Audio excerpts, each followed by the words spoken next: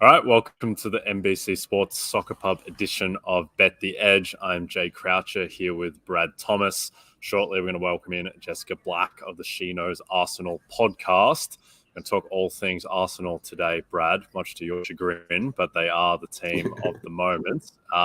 Where were you watching? Were you watching the Bournemouth game, and what was your reaction at the end of it? Man, I was watching the game. I was on Arsenal -1.5, but I took a little bit of Arsenal live, so I was pretty excited. Talk about gutsy, right? Like an opening goal by Bournemouth really early. I knew they were going to score. I talked about that in the predictor piece that I did, but I didn't know they were going to take the lead. Arsenal fought back, fought hard. Bournemouth got a second one. It was an incredible match those are the matches that you need to win. You face adversity early. You win that match, it gives you a lot more confidence that you can face adversity throughout the entire season and come away as Premier League champions. Yeah, it was quite something. Didn't feel real as it was happening. Let's bring in Jessica now to talk about the game in more detail. Thank you for joining us, Jessica. I'll ask the same question to you. Where were you watching it, and what was your reaction when Reiss Nelson smacked that ball in from just inside the box? Well, I was watching on my computer in my living room. And when that ball hit the back of the net, I just crumbled to the ground. I don't know if you guys have seen Ian Wright's reaction to the goal, but it was exactly the same. Laptop thrown to the side, crumbled to the ground, hands in my face, crying, everything. And people would be like, it's just Bournemouth. So like, why are you crying? Like they're basically bottom of the league and you guys should be beating them. But like you guys said, it's moments like that that really kind of make you think like, oh, it's happening. And it couldn't have happened for a better player. Reiss Nelson, kind of a forgotten player, but he was the original star boy, the original Hale End graduate that was supposed to make it through. And he's had some difficult injury issues and some time away from the team. And to come back in and for that to be a moment for you, he's never going to have to pay for another beer, another meal, anything at Islington ever again, because that is a monumental moment for him and the club. Yeah, I'm with you, Jessica. I was watching it with my, I was in the room with my 5-year-old and 2-year-old daughters, and I was relegated to the iPad because the girls were watching Coco Melon on the big screen. And as soon as that, because the game felt done. It just felt done, and it just felt like they dropped points, and then it would have flipped to City being favourite for the title in the betting market had they not scored that late goal. But yeah, it makes you think that there are greater forces at work. Coming out of that game, Jessica, who do you think right now is, I guess, the MVP of Arsenal, and who's their most indispensable player? It's hard to say because we've had so many players that have stepped up to the plate and are so important. You can look at Zinchenko and Ben White and Martinelli, Thomas Partey. All those players, you could look at them and say they're probably our MVP, but I think it has to go to Bukayo Saka because at 21 years old, to be leading the team to potentially their first title in 18 years, the figures that he's putting up, he always had the talent, but the end product is there now, and he's, besides Mo Salah, probably the best right wing in the league. And he's doing it at 21 years old. So he's what Americans would call a franchise player. He's the star. He's the face of Arsenal Football Club, and couldn't have asked for a better player to do it. So for me, he's our MVP. Like without him, I don't know where we'd be. Yeah, I think a lot can be said of Miguel Arteta as well, how he's developed a lot of these players and really trusted in his squad to get the job done. Do you think that was a turning point for the season, or do you just kind of think it was a gradual rise up the table and continuing to show a team that belongs, a team that deserves to win the championship? It's been a long time coming. Like I'm not going to be like a revisionist historian here and act like I've always seen us challenging for the title 3 years into Arteta's reign, right? We have some difficult seasons, finishing 8th and then missing out on top 4 last season. But it has been a gradual process that started off culture-wise. Arteta's always talked about the non-negotiables and what it takes to be an Arsenal player and to work at Arsenal, be a coach, be a part of the team. And he has everybody singing from the hymn sheet, not just the players, not just the staff, but everybody that works for Arsenal in general. And you're seeing the fruits of the labor now, where at the beginning it was kind of hard to see. And Arteta is a fantastic coach, but he's a good leader. He's the type of, man that people want to follow. And that's the only way to get people to do what you need them to do, is to be kind of like a leader and leading by example. And yeah, the culture shift. And then we brought in some new players. And I would say that the summer window the last summer was the one where things changed, where we brought in a Ben White, an Odegaard, Ramsdale. Then we started to see the team start to play the football that we're seeing now, but we just taken it up a level. I can't say that I saw this, but Arteta did predict it, and yeah, he's delivering the goods. Yeah, I think it's been a strange kind of winding road for Arteta, because when he came in, results weren't great initially, but I'll never forget there was a game on New Year's Day in 2020 where Arsenal hosted Man United, and they won that game 2-0. I think Nicolas Pepe scored, curled a ball into the left side, and Arsenal, the way they played that night, yeah, just the intensity, the pressing. It's like I hadn't seen that under Emery, hadn't seen that under Wenger, and then kind of lost their way a little bit, though they did win the FA Cup. But you could see that some seeds were planted, and there might be something there. But I think one thing that we kind of forget as the season goes on, because winning just normalizes. Like Arsenal were 40-1 to win the title before the year. So they would be just about, outside of Leicester, who are always going to be the most unbelievable Premiership winner, just about the most unlikely champions if they pull it off for the past 20 years or so. So yeah, certainly they're going to look to finish in the top 4. That seems done. And now it's the title. Jessica, Fulham on the weekend. Fulham not in the best of form. You concerned about this game, or do you think that Arsenal should be pretty comfortable? Of course I'm concerned. It's a London derby. Of course I'm concerned, because there's no easy games in the Premier League. And if we're honest, Arsenal are playing well, but we're not playing anywhere near as well as we were playing at the beginning of the season.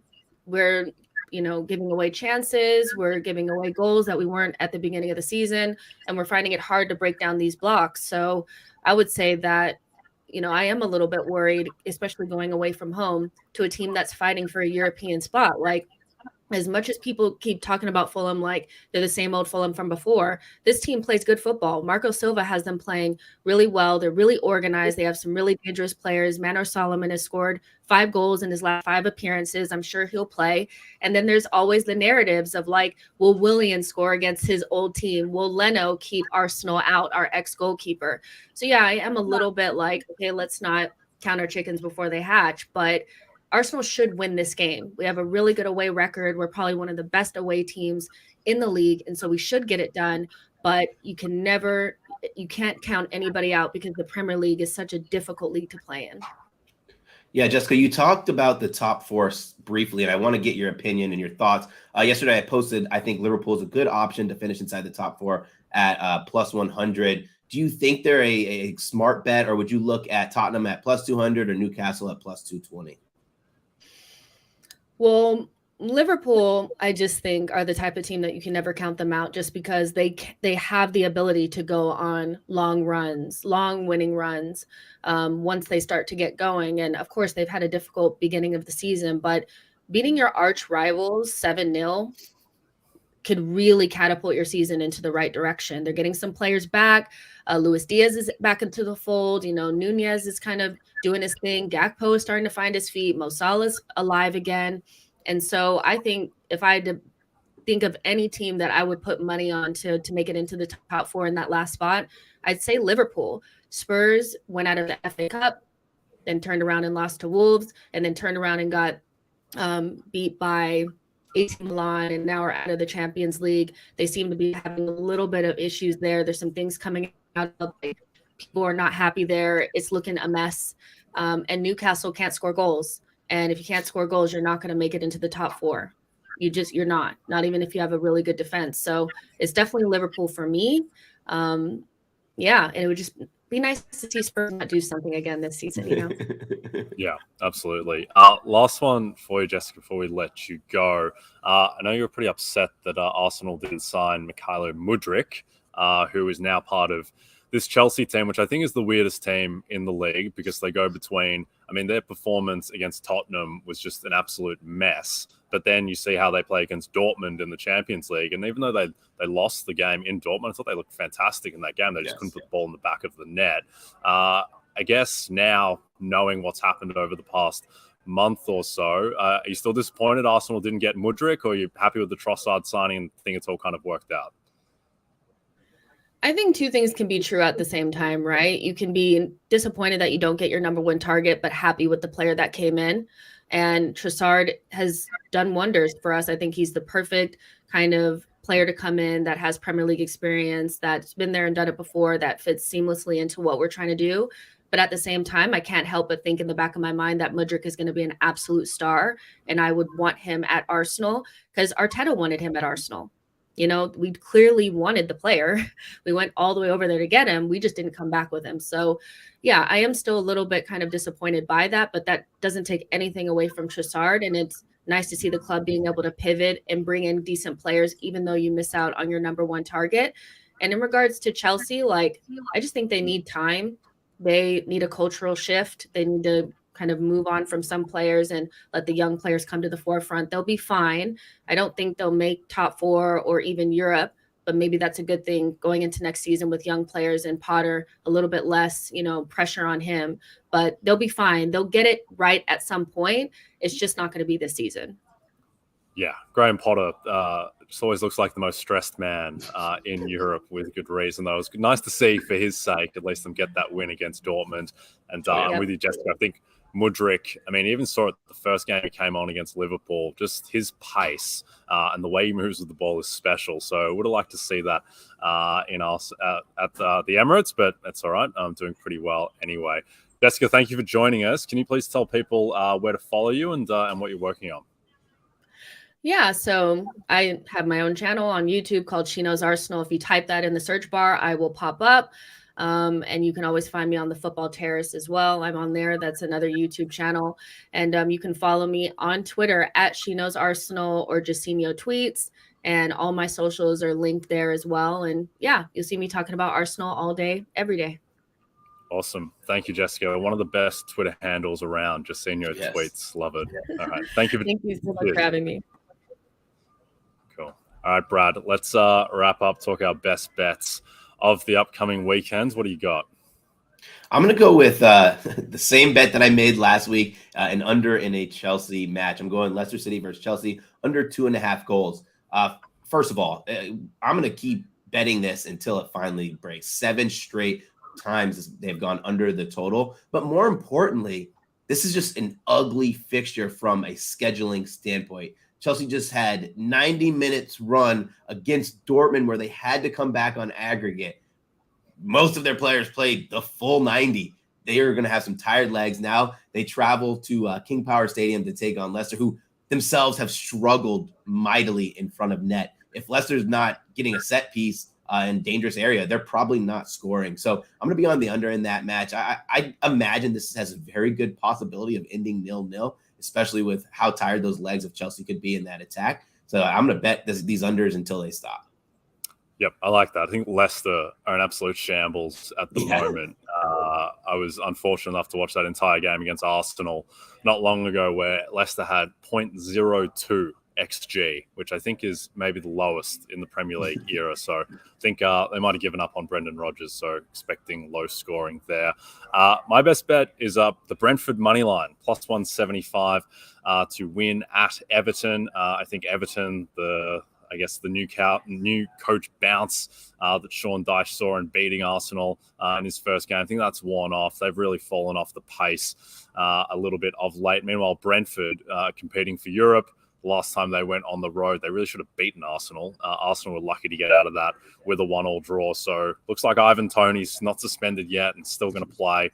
So I think that with him in tow, I think the Brentford, I don't really understand why Everton are favoured in this one. So give me Brentford there. What do you think of Brentford Arsenal, Brad?